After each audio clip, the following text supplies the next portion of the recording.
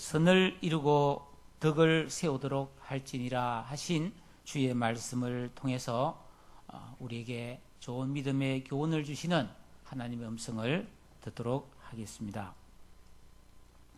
우리는 예수 믿는 사람들입니다. 예수를 믿는다고 하는 것은 인생의 목적이 달라졌다는 이야기고, 살아가는 방식이 달라졌다는 이야기고, 기쁨이 달라졌다는 것이고, 가치관이 달라졌다는 것이고, 새 사람이 되었다는 이야기입니다. 야고보서에 보면은 모든 그리스도인에게 주는 중요한 명령이 하나 있습니다. 그것은 너의 믿음을 보여라. 믿음이라고 하는 추상명사인데 어떻게 보여줄 수 있습니까? 사랑. 여러분, 사랑을 어떻게 보여줄 수 있어요? 내가 당신을 사랑합니다 하는데 이 사랑을 무엇으로 보여줄 수 있어요? 분명히 방법이 없진 않죠? 야고보 선지자가 우리에게 믿음을 보여라 할 때는 행동을 통해서 보여라는 말입니다. 그런데 믿음의 행동은 인간의 힘으로는 불가능합니다. 사람은 믿음으로 살지 않습니다. 그냥 되는 대로 삽니다. 힘들면 힘들다, 괴로우면 괴롭다, 화가 나면 화를 내고, 좋으면 좋다, 슬프면 슬프다, 괴로우면 괴롭다, 하기 싫으면 하기 싫다, 무서우면 무섭다, 슬프다, 아프다, 다 자기 기분대로, 느낌대로 사는 것이 인간이에요. 그럼 어떻게 하면 우리가 그리스도인으로서 믿음대로 살 수 있는가? 하나님을 의지할 때만 가능합니다. 여러분, 성경에 보면 우리가 먹든지 마시든지 무엇을 하든지 다 믿음으로 해야 된다고 말씀하고 있는데, 여러분, 우리가 밥을 먹고 물을 마시고 잠을 자고 일하고 놀고 이런 것을 어떻게 믿음으로 할 수가 있겠어요? 여러분, 그냥 보면 다 똑같아요.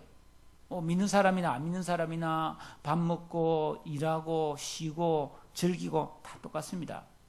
그러니까 그냥 봐서는 모릅니다. 하지만 믿음으로 한 행동은 반드시 거기에 영적 권세와 하나님의 은총이 따르게 되는 거예요. 부어지게 됩니다. 이게 얼마나 큰 차이냐, 이것을 오늘 여러분과 나누려고 하는데요. 여러분, 우리가 매사에 하나님을 믿고 믿음으로 사는 생활과 그냥 평범하게 내가 그냥 살던 대로 사는 것은 전혀 달라요. 유명한 철학자 파스칼은 사람이 이 세상을 살아가면서 배우고 알아야 될 게 너무 많다고 그랬습니다. 마치 바닷물같이, 바다의 모래같이 정말 알아야 될 게 너무 많다고 그랬어요. 사실 그렇지 않습니까? 그런데 실제로 사람이 알고 살아가는 것은 바닷물 한 방울에 불과하다고 말했어요. 사실입니다. 여러분, 우리가 날마다 버스를 타든지 자동차를 타고 다니지만 그 차가 어떻게 만들어지고 작동하는지 우리는 몰라요. 여기 운전면허 없는 사람, 차를 운전할 줄 모르는 사람도 차를 잘 타고 다닙니다. 우리가 평생 예수님을 믿지만은, 그리고 성경책을 가지고 있지만 평생 이 성경책 안에 무엇이 기록되어 있는지 다 알지 못하고 살아갑니다. 믿습니다. 내가 낳아서 기른 자녀들의 마음을 이해하지 못합니다. 제 친구 중에, 그리고 아는 지인들 중에 정권회사에 근무하는 분들이 들어 계세요. 고위직이 있습니다. 평생 돈을 투자하고 뭐 그런 사람인데도 이 주식 가격이 어떻게 될지 아무도 모릅니다. 아는 사람이 아무도 없어요. 그뿐인가요? 내 몸이 병들고 있는 것도 우린 잘 모릅니다. 내가 살고 있는 이 나라가 당장 다음 주에 어떻게 될지 우리는 알지 못해요. 우리는 너무나 많은 모름을 모르고 살아가는 거예요. 그러면 다 알면 좋은가? 그렇지도 않아요. 여러분, 인류 역사상 가장 지혜가 많았다고 하는 사람이 다윗의 아들 솔로몬 아닙니까? 하나님이 주신 신령한 지혜를 받았고요. 이 사람은 천지 만물, 수목과 동물과 인간의 사고방식과 모든 것에 통달한 사람이었습니다. 그래서 잠언을 짓고요, 시를 쓰고요. 이 사람의 입에서 나오는 지혜의 말, 지식의 말씀을 듣기 위해서 외국에서도 많은 사람들이 찾아왔던 그런 위대한 지혜자였는데, 그럼에도 불구하고 이 솔로몬의 인생은 마지막이 좋지 못했어요. 실패했어요. 그래서 그는 노년에 전도서라고 하는 성경을 기록하면서 12장 끝절에서 이렇게 말했습니다. 많은 책을 짓는 것은 끝이 없고 많이 공부하는 것은 몸을 피곤하게 하느니라. 하나님을 경외하고 그의 명령들을 지킬지어다. 이것이 사람의 본분이니라. 하나님은 모든 행위와 모든 은밀한 일을 선악간에 심판하시니라 하면서 우리는 하나님을 믿으며 살아야 된다고 후세 사람에게 권면했습니다. 그렇습니다, 여러분. 우리는 이 세상을 다 알고 살 수가 없습니다. 대부분 모르고 살아갑니다. 그러나 반드시 알아야 될 것은 있습니다. 아주 작은 지식이지만 너무나 귀하고 위대한 지식이 있어요. 그게 뭐냐? 예수 그리스도를 아는 지식입니다. 여러분, 내가 이 세상을 살아가면서 정치, 경제, 법률, 과학 알면 좋죠. 그런데 어떤 지식도, 이 세상의 어떤 위대한 지식도 자기를 살리지 못해요. 저는 1995년도에 처음 내시경을 받아봤습니다. 아는 의사, 내과 의사에게. 근데 저를 내시경 해줬던 그 의사가 제 속을 들여다보더니 그때 마취도 안 했어요. 이러더니 역시 전도사님이라 깨끗한데요? 막 이러면서 농담을 했어요. 근데 2달 뒤에 암으로 돌아가셨어요. 병을 치료하는 의사지만 자기를 모르는 거예요. 우리가 최근에 이 나라의 복잡한 사태를 보면서 그 법관 출신이고 검사 출신이고 법을 아는 사람들이 법을 어긴 것을 보았어요. 지식이 완전하지 않죠. 그러나 우리가 예수를 믿고 예수를 아는 이 지식은 작은 불꽃 하나가 큰 불을 일으키듯이 예수 그리스도를 아는 이 진리는 우리를 지혜롭게 하고 강하고 위대한 인생으로 살아갈 능력을 주는 것입니다. 사랑하는 성도 여러분, 우리가 다른 건 모른다 할지라도 예수 그리스도를 제대로 알 때 우리는 위대한 인생을 살 수가 있어요. 우리 죄를 치유받습니다. 약한 나를 강하게 합니다. 가난한 나를 부하게 합니다. 연약한 우리를 강하고 담대하게 만들어주는 것이 예수 그리스도를 아는 지식임을 믿으시기를 바랍니다. 우리가 강한 믿음을 소유하게 될 때 우리는 일상의 삶을 통해 우리는 다른 사람을 섬길 수 있고 선하고 아름다운 삶을 살아낼 수가 있는 것입니다. 그러므로 일단 예수를 믿는 사람은 마음에 소원을 가져야 됩니다. 정말 강하고 좋은 믿음의 사람이 되고 싶다 라는 이런 선하고 아름다운 꿈을 품으셔야 됩니다. 여러분, 우리 예수 믿는 사람이 믿음을 훈련해서 어떤 상황이나 경우에도 흔들리지 않는 강한 믿음을 갖지 못하면 결정적인 순간에 믿지 않는 사람과 아무런 차이가 없게 되고 오히려 누추하게 될 수가 있어요. 여러분, 흔히 남의 짐이 더 가벼워 보인다는 말이 있습니다. 사람은 언제나 자기가 가지고 자기가 겪고 있는 일이 가장 크고 힘들다고 생각을 합니다. 그래서 암에 걸린 이웃 사람보다 감기에 걸린 내가 더 아프고 만성신경통으로 고생하는 사람보다 가시에 찔린 내 손가락이 더 아프게 느껴지는 것입니다. 그래서 우리는 다른 사람이 어떤 불행을 겪거나 어려운 일을 겪으면 쉽게 말해요. 다 지나간다고. 또 우리 예수 믿는 사람들은 기도하면 된다고. 말씀대로 하나님 의지하면 해결된다고.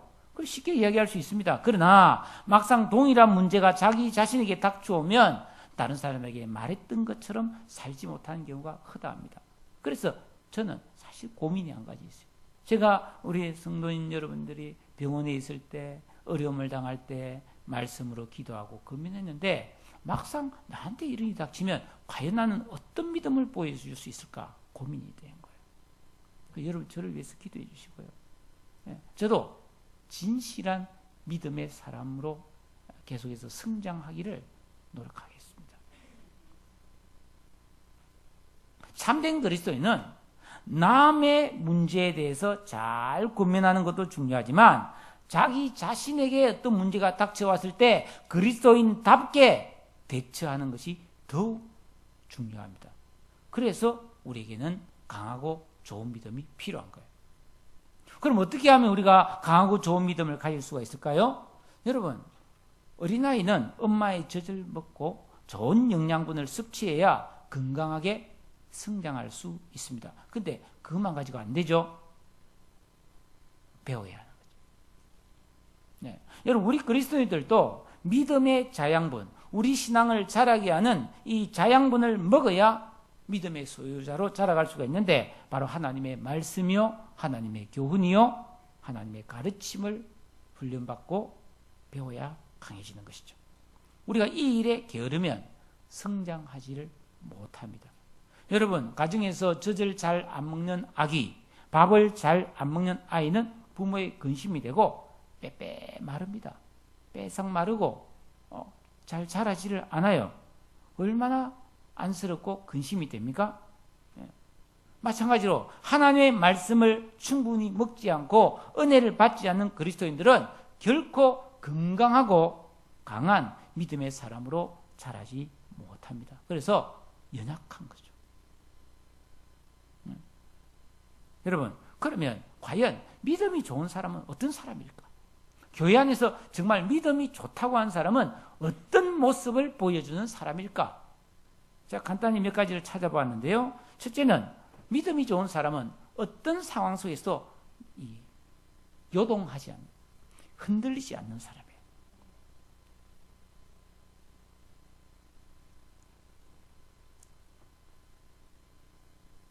아무리 강한 유혹이 밀려와도, 아무리 욕망이 솟구쳐도 흔들림이 없이 꿋꿋이 바른 삶을 사는 사람이 믿음 좋은 사람이에요.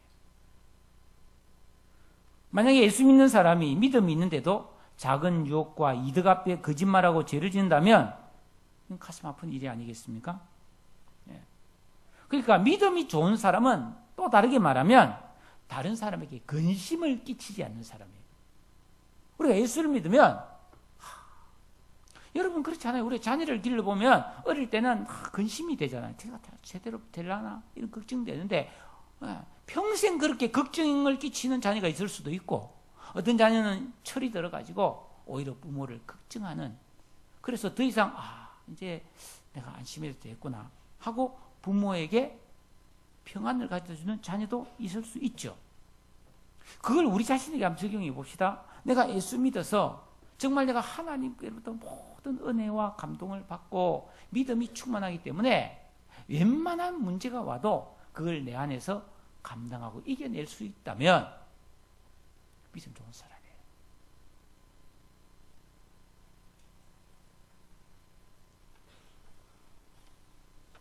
또 있습니다. 믿음이 좋은 사람의 특징이 뭐냐면 자신의 실수와 잘못을 인정할 수 있어야 합니다. 여러분, 강하지 못하면 비겁하고 비굴해지기 쉽거든요. 강한 사람은 자기 잘못을 인정하고 사과할 수 있습니다. 그리고 강해지지 않으면 다른 사람을 사랑하고 용서하기 어렵습니다. 정말로 믿음이 좋은 사람은 부정과 불의에 대해서는 두려워하지 않고 한가하지만은 그럼에도 불구하고 그 상대방을 하나님의 사랑으로 용서를 베풀 수 아는 사람이에요. 한마디로 믿음이 좋은 사람은 사람들과 좋은 관계를 좋게 오래 가질 수 있는 사람입니다.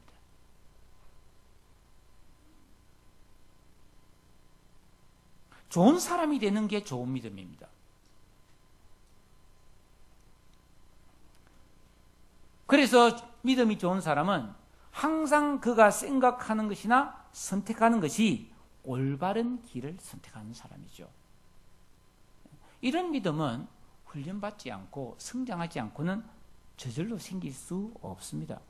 우리가 예수를 믿는다는 것은 결국 뭡니까? 첫 시작이 나의 죄인됨을 인정하고 자기를 부인하면서 내 삶을 하나님께 맡겨드림으로써 우리는 그리스도인으로 설 수 있고 바른 길을 걸어갈 수가 있는 것이죠. 사랑하는 여러분, 참으로 유혹이 많고 생각이 많을 수밖에 없는 시대를 우리가 살아가고 있습니다. 그러나 내가 생각하고 결정하고 판단하는 것이 언제나 바른 길을 갈 수 있다면 자기 자신이 얼마나 자랑스럽겠습니까? 동시에 우리의 중심을 정확하게 보시는 하나님께서 얼마나 나를 귀하고 아껴 보시겠습니까? 그런 심령에게 왜 하나님께서 은혜를 부어주지 않으시겠습니까? 오늘 성경에는 이처럼 믿음이 강해진 사람이 실제 교회 생활 속에서, 사회생활 속에서 어떻게 사는가를 간단히 두 가지로 말씀하고 있는데 소개하겠습니다. 첫째, 우리 15장 1절을 같이 한번 읽었으면 좋겠습니다. 시작.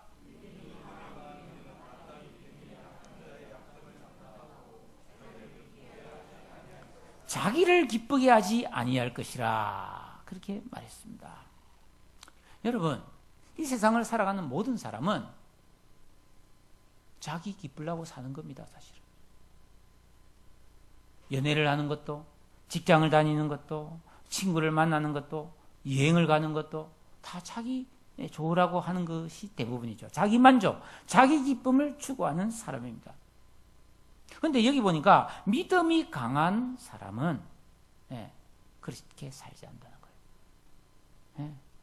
자기를 기쁘게 하지 않고 오히려 약한 자의 약점을 담당해 주는 사람이라고 말하고 있습니다. 여러분, 우리 가정 안에서 어린아이는 가장 미숙하고 유치하면서 자기 기쁨만을 추구하고 다 욕심 부리는 거죠. 자기만 좋으면 되는 거죠. 뭐 부모가 어떻게 생각하지. 그래서 여러분, 어린아이를 돌보는 할머니도 상처 많이 받죠.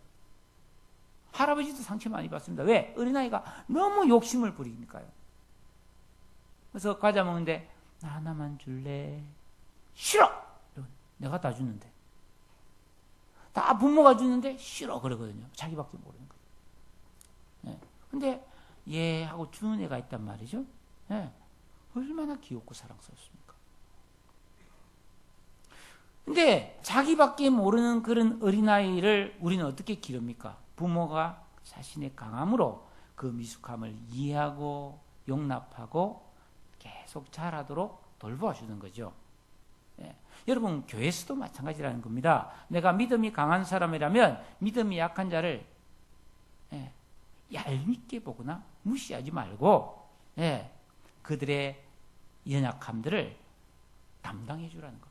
그래서 담당한다는 말은 빚을 진 사람이 빚을 갚으라는 말과 같아요. 그러니까 우리가 약한 자를 돌보는 것은 내가 모른 채 해도 되지만 빚진 자의 심정으로 그 약함을 담당해 주라는 것입니다. 왜 그랬습니까? 왜 그래야 됩니까? 그건 바로 우리 예수님 때문이에요. 이사야 53장에 보면 우리는 다 양 같아서 그릇 행하여 각기 제 길로 갔거늘 여호와께서는 우리 모두의 죄악을 그에게 어떻게 하시다고요? 담당시키셨다고 그랬습니다. 우리는 주님을 따라가고 예수를 본받는 그리스도인이 아닙니까? 예수님은 자기를 결코 기쁘게 하지 않으셨어요. 그는 실로 우리의 질고를 지고 우리의 슬픔을 담당하셨다고 말하고 있습니다. 여러분, 이 말씀은 위대한 말씀이에요. 예수님께서 이 땅에 오셔서 십자가에 달려 죽으실 때 우리의 질고, 그러니까 모든 고통과 슬픔을 다 담당해, 우리의 병마를 대신 담당하셨다는 것입니다. 그러면 여러분, 이 말씀 우리가 믿는다면 내 안에 슬픔이 오고 몸이 아프고 그러면 어때야 되겠어요? 믿음을 가져야죠. 믿음을. 성경에 보니까 이사야 53장 4절에 예수님께서 나의 병을 대신 담당하셨고 내 슬픔을 대신 담당하셨다고 했는데 주님 제가 지금 아프고 제가 지금 슬픕니다. 담당해 주세요. 이렇게 맡기는 것이 믿음이에요. 여러분 예수 믿는 사람이 해야 될 일이 뭔지 압니까? 먼저 알아야 될 게 있어요. 예수 믿는 사람은 내가 해야 될 일과 하나님이 나를 위해 해주시는 일들을 딱 구분할 줄 알아야 돼요. 여러분 우리가 할 일은 뭡니까? 믿고 의지하는 것이 내가 할 일이고 내 병을 치료하고 내 인생을 축복해 주는 것은 하나님이 하실 일이에요. 내 행복은 하나님이 해주셔야 된단 말이죠. 그러니까 그것을 믿고 의지할 때 하나님이 해주신단 말이에요. 그러니까 우리가 할 일은 열심히 믿는 것이에요. 믿는 거. 여러분 이 세상에서 많은 사람들이 자기 기쁨을 추구합니다. 결혼을 했는데 가정을 안 돌보고 그냥 돈을 쓰고 다니면서 놀러 다니면서 뭐 가족 가사를 안 돌보는 어리석은 사람이 있죠. 자기 기쁨을 추구하는 사람의 끝은 반드시 타락과 멸망입니다. 아무리 권세와 명예와 지식이 있어도 자신의 기쁨을 절제하지 못하고 다스리지 못하고 기쁨의 종이 되어서 살아가면 인생은 추락합니다. 우리는 그런 사람을 얼마나 많이 보았습니까? 지금 뉴스에 오락내리고 쇠고랑 찼던 그 사람들이 다 그런 사람 아닙니까? 자기의 기쁨과 즐거움을 추구하면서 다른 사람에게 피해를 주죠. 여러분 믿음이 강한 우리는 이제를 보세요. 우리 각 사람이 이웃을 기쁘게 하되 선을 이루고 덕을 세우라고 말하고 있어요. 여러분 우리는 자신이 아니라 다른 사람, 이웃을 기쁘게 해줘야 됩니다. 이 이웃이 누굽니까? 나의 가까이 있는 사람이죠. 첫째는 가족이에요. 그리고 우리 성도들이에요. 그리고 우리 일가 친지, 부모, 형제들 아닙니까? 내 옆집에 살고 앞집에 사는 사람 아닙니까? 이런 사람들의 기쁨을 주라는 겁니다. 그 위대한 삶이에요. 그런 사람이. 그런데 이 말은 그 사람들의 기분을 맞춰주고 응석을 받아주라는 말이 절대로 아니에요. 같이 술집 가자는데 따라가고 말이죠. 예, 같이 도박하자는데 같이 맞장구 쳐주고 놀아주는 거 그게 아닙니다, 여러분. 그렇게 하는 것은 오히려 그 사람을 해롭게 하고 죽이는 일이거든요. 그래서 여러분 우리가 어떻게 이웃을 기쁘게 하냐? 예, 그것은 바로 선을 이루고 덕을 세우도록 해라. 따라합시다. 선을 이루고 덕을 세우도록 하라.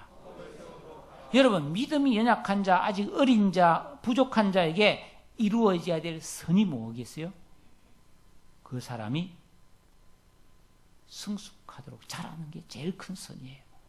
우리가 아이들을 양육할 때 이 아이에게 가장 선이 뭡니까? 맛있는 거 많이 주고 좋은 옷 입히고 호의호식 해주는 게 이 아이에게 선이 아닙니다. 이 아이가 건강하고 지혜로운 사람으로 바르게 자라는 게 최고의 선입니다. 맞습니까? 그런 거예요. 그러니까 우리는 이웃을 기쁘게 한다는 말이 그 사람이 좋은 사람이 되도록 도와줘야 된다는 겁니다. 교회에서는 믿음의 생활을 잘할 수 있도록 도와주는 것이라는 거예요. 이게 믿음이 강한 사람이 담당해야 될 문제라는 겁니다. 또 이 덕을 세운다는 말은 이 헬라어 원어에 뭐냐면 같이 살 집을 짓는다는 뜻이에요. 즉 다른 사람과 화목하게 살아가는 삶을 말합니다. 그러니까 믿음이 강한 사람이 교회 안에서 해야 될 일은 믿음이 연약한 자를 이해하고 용납하고 언제까지나 그러고 그냥 은냐은냐 해주는 것이 아니라 오냐오냐 해주는 것이 아니라 그 믿음이 내적으로 성숙해지도록 믿음을 도와주는 그게 선이라는 겁니다. 그리고 아직까지 믿음이 자라지 못하고 연약하지만은 너는 아직 어리니까 저리 가 그러지 말고 같이 화목하게 교제해 주라는 겁니다. 그게 덕을 세우는 거라는 거예요. 그러면서 보고 배우는 거죠. 여러분 우리의 믿음의 본이 되시고 우리 인생의 목적이 되시는 예수님은 결코 자기 기쁨과 유익을 위해 살지 않으셨죠. 그분은 하늘의 영광을 버려두고 낮은 수준으로 내려오셨죠. 그래서 우리의 연약함과 질고를 감당하기 위해 십자가에 달려 죽으셨습니다. 사람들은 이 예수를 몰라봤기 때문에 네가 진짜 그리스도냐? 너 진짜 하나님의 아들이냐? 그러면 한번 기적을 보여봐라. 뭔가 좀 보여줘봐 하면서 조롱과 모욕을 아주 많이 했죠. 그렇지만 그분은 개의치 않고요. 우리를 위해서 가르치시고 치료하시고 복음을 전하시고 희생과 섬김의 삶을 살았습니다. 여러분, 저 개인적으로 봐도 제가 만약에 예수를 제대로 믿지 않았더라면 정말 비겁하고 유치하고 째째하고 치사하고 간사했을 수밖에 없는 인간이에요. 물론 지금 안 그렇다는 것은 아닙니다. 여전히 부족합니다.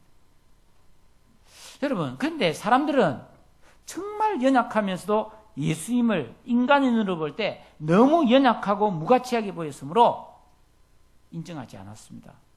그런데 예수님은 뭐예요? 실상은 천지를 창조하신 창조주시요, 십자가에 달려 죽으셨지만 죽음을 이기고 살아나실 정도로 위대하고 강하신 분이었습니다. 그런 분이 자기를 기쁘게 하지 아니하고 뭐예요? 우리를 위해 우리에게 구원의 즐거움을 주시려고 온갖 고난과 죽음의 십자가를 주신 것이죠. 그분이 우리가 따르는 주님이세요.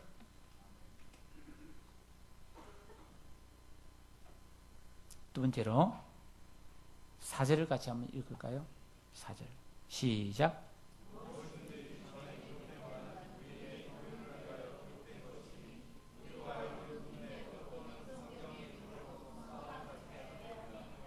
여러분, 부모나 할아버지 할머니가 손주를 기를 때도 피곤하고 힘들어요. 그 조그만 애를 하나 키운다면 얼마나 힘든지 몰라요. 지칩니다. 그죠? 그래서 이게 참을성이 없는 사람은 어떤 그 애를 집에 던져버리는 사람도 있어요. 그렇잖아요. 그죠? 저 신문에 봤어요. 엄마가 너무 힘들어서 애 키우기보다 그냥 창문으로 그냥 아파트로 훌떡 집어 던진 그런 사건이 얼마 전에 있었습니다. 얼마나 힘들었으면 그랬겠어요? 이 말은 연약하다는 거예요. 우리가 믿음이 강한 사람일지라도 약한 사람 돌봐주고 응석받아주고 투정받아주고 무슨 소리 하든지 들어주고 그렇게 자기를 기쁘게 아니하고 다른 이웃을 기쁘게 하고 사는 게 말처럼 쉬운 게 아니라는 겁니다. 선을 이루고 덕을 세우는 삶이 그렇게 간단히 합시다 해서 될 일이 아니라는 겁니다. 그래서 이 성경은 믿음이 강한 사람은 하나님께서 기록해 주신 성경의 교훈을 잘 받아서 인내도 배우고 위로도 받고 소망도 가져야 된다고 말하고 있는 거예요. 그렇습니다. 기록된 성경 말씀, 우리는 이 말씀을 통해서 믿음이 아무리 좋은 사람이라 할지라도 이 말씀을 계속해서 보고 들음으로 위로를 받아야 되고 인내를 배워야 되고 소망을 쳐다봐야만이 이 믿음의 길을 계속 갈 수 있다는 뜻이에요. 여러분 중에 가정이 너무 어렵습니까? 아이 키우기가 너무 힘듭니까? 아내 때문에 남편 때문에 고달픕니까? 방법이 없어요. 그만둘 겁니까? 아닙니다.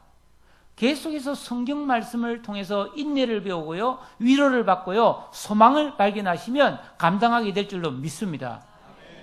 그래서 성경이 기록되어 있다는 것입니다. 특히 여기 보면은 인내와 위로와 소망 중에 인내를 가장 먼저 앞에 나오고 있죠. 여러분, 하나님은 어떤 분이십니까? 하나님은 사랑의 하나님이고 능력의 하나님이고 전능하신 하나님이지만 하나님이 얼마나 인내하시는지를 우리는 잘 알지 못하는데 성경을 읽어보면요, 하나님이 인내를 얼마나 많이 하는지 몰라요. 특히 여러분, 이스라엘 백성들 진짜 말 안 들었습니다. 다 죽어가는 거 살리놓으면 또 죄짓고요, 또 다 죽어가는 거 살리놓으면 또 죄짓고요. 이게 계속 반복이에요. 여러분, 우리가 참으려면은 어떨 때 화가 확 날 때가 있잖아요. 그때는 순간적으로 참으면 지나가는 거죠. 근데 어떨 경우에는 오래 참아야 되는 것도 있어요. 근데 성경에 보면은 그런 게 많이 나오거든요. 여러분, 탕자의 아버지가, 그 탕자가 아버지 재산 다 팔아가지고 허랑방탕하고 집 나갔을 때 그 아버지가 그 아들을 매일 기다리잖아요. 사람 풀어서 찾아올 수도 있는데 참고 기다리는 거예요. 왜죠? 가서 허랑방탕 돼지치고 있는데 종들이 가서 아이고 도련님 이러시면 안 됩니다 하면서 데려왔으면 인간 안 됩니다. 처절하게 고생을 경험하고 아버지의 사랑을 절감하고 제발로 돌아왔을 때 환영해 주므로 그 한 아들이 바로 세워지는 거예요. 사랑한 아들을 위해서 그 인내하는 아버지의 인내, 하나님 아버지의 마음이에요. 여러분 오해하지 마세요. 뭐 하나님 내게 자꾸 벌 주셨다 이런 사람이 종종 있어요. 아니에요. 하나님 벌 안 줍니다. 평생을 참습니다. 평생 내 평생을 인내하시면서 은혜와 자비와 성령을 주신다고요.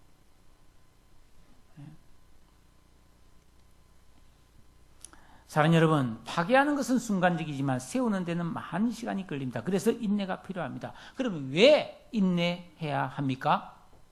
소망이 있기 때문이죠. 우리가 어린 자녀를 인내하면서 참고 이렇게 키우는 것은 언젠가는 자라서 사랑굿이라 할 것을 기대하기 때문에 다시 강한 자가 되어서 이제는 오히려 부모를 이해하고 섬겨줄 날도 있을 줄로 소망하기 때문입니다. 그런데 그게 길단 말이죠. 금방 되는 게 아니잖아요. 수십 년이 걸릴 수도 있잖아요. 그러면 그 길 어떻게 버텨요?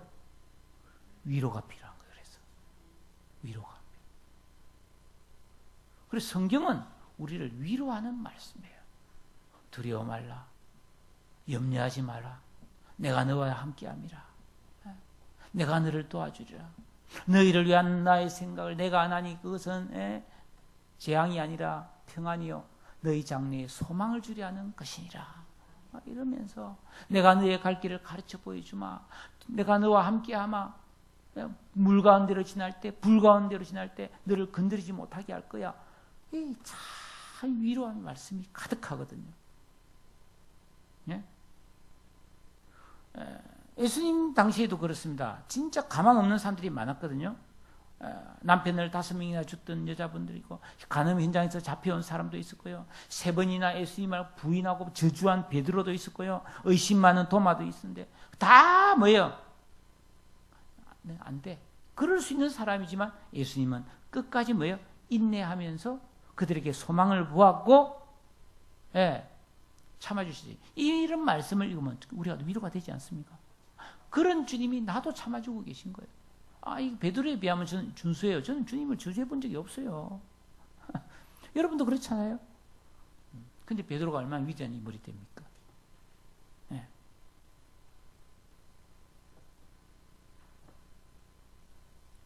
여러분께 한번 죄송한 질문할 때 대답은 하지 마세요. 학기도 할 때 공부 잘했던 사람 있어요? 보통으로 했겠죠, 대체로. 제가 옛날 고등학교 교사할 때요. 우리 반에 항상 공부 꼴찌한 애가 있었어요. 조만한 여자인데 어떻게 그렇게 공부를 안 하는지 몰라요. 내가 하도 답해서 가르쳐 주는데도 못 맞추더라고. 옆에서 야 여기 해도 모르는지. 근데요, 걔가 시흥에 살아요. 결혼해가지고요, 아들 둘이 놓고요, 통닭집해요. 잘 살아요. 언젠가 제 생일이라고 꽃을 사들고 와서 어떻게 알고 와가지고 목사님 제가 공부 1등 하던 아무개입니다 그러더라고. 그러니까 유머 감각도 있고요, 잘 살아요. 여러분, 다 안다고 잘 사는 게 아니에요. 공부 잘한다고 잘 사는 게 아니에요. 여러분, 예수 잘 믿으면 하나님이 복 주실 줄로 믿으시기를 바랍니다. 어떤 사람이 이래요. 돈 없으면 교회도 잘 못 다닌다. 진짜 무식한 소리예요. 여러분, 예수님 성경을 안 읽어서 그렇죠. 예수님이 어느 날 성전 헌금통합회를 보고 있으니까 한 여자분이 와서 2 랩돈이라고 동전을 탁 넣었어요. 예수님이 쫙 사람들에게 말했어요. 오늘 이 성전에 수천 명이 왔는데 가장 귀하고 많은 헌금을 드린 분은 이분이다. 예수님은 금액을 보지 않았잖아요. 그 마음을 봤단 말이지. 이게 우리 위로가 되지 않습니까? 여러분, 이 두렛돈이라고 하는 것은 그 당시에 여러분 참새 2마리가 한 아스타리온이거든. 또 그 화폐 단위가. 이제 이 두렛돈이라고 하는 것은 참새 반마리 값이에요. 그러니까 참 얼마 안 되는 돈이잖아요. 여러분, 주님은 우리의 많고 적음을 보지 않는다는 겁니다. 우리의 중심을 본다는 거예요. 그러니까 바른 마음만 먹고 예수 믿으면 주님은 우리를 한없이 인정하시고 축복해 주신 줄로 믿으시기 바랍니다. 환경과 조건으로 예수 믿는 게 아니고 바른 마음으로 예수를 믿는 거예요. 네. 사랑하는 여러분, 우리는 한 교회에서 같은 예수를 믿고 있지만 다른 점이 많지요. 신앙으로 우리가 하나가 되고 어울린다는 것은 우리가 삶의 세세한 부분까지 취미까지 똑같아야 된다는 그런 말이 아닙니다. 그죠?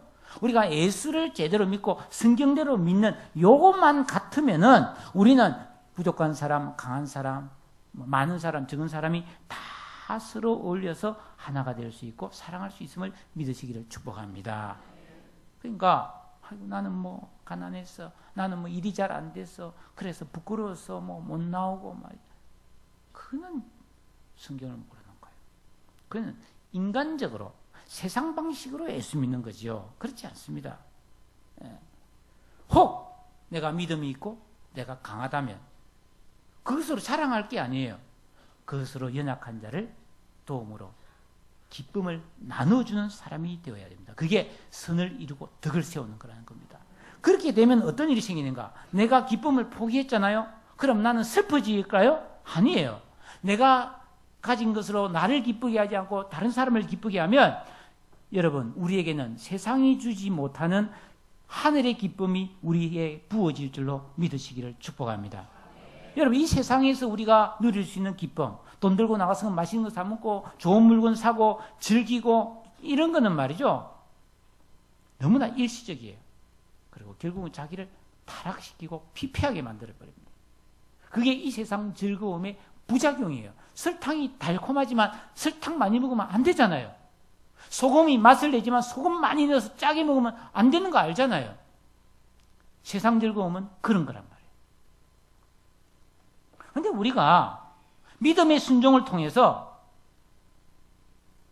연약한 자를 섬기는 기쁨을 나눠준다면 나는 어떻게 걱정하지 말라는 거예요. 성경을 통해서 인내와 위로와 소망이 생긴다는 겁니다. 그러면 하나님께서 우리 인생을 더욱더 강하고 위대한 인생으로 가꾸어 주시겠다고 말씀하고 있는 거예요. 사랑하는 여러분, 그런 삶에 기적이 나타나는 거예요. 하나님께서 기적을 일으켜 주는 거예요. 기적은 그럴 때 나타나는 거예요. 내 인생을 위대하고 아름다운 인생으로 가꾸어 주시는 것입니다. 그때 진짜 예수 믿는 행복감이 우리 안에 충만하게 될 줄로 믿습니다. 이런 노래가 있죠. 내 인생은 나의 것. 내 인생은 나의 것. 여러분, 내 인생은 나의 것. 내 기쁨, 내 기분을 위해서 살던 삶, 그거는 사람이 더러워진 옷과 같음으로 벗어버려야 됩니다. 이제 봄이에요. 겨울에 입던 두꺼운 옷을 벗어버려야 됩니다. 강한 믿음의 사람이 되어 약한 자의 약점을 감당하고 자신의 유익과 기쁨보다 선을 이루고 덕을 세우는 착하고 아름다운 그리스도인이 됩시다. 내 힘으로 안 됩니다.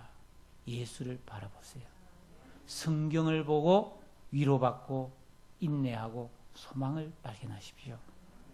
그러면 가능합니다. 그러면 좋아집니다. 그러면 놀라운 일들이 우리 삶에 펼쳐질 줄로 믿습니다. 기도하겠습니다. 오늘 이 말씀 생각하면서 다 같이 주님, 내가 나를 기쁘게 하지 않고 힘들 때는 성경의 위로와 소망과 인내를 배우게 하옵소서. 다 같이 통성으로 기도하겠습니다.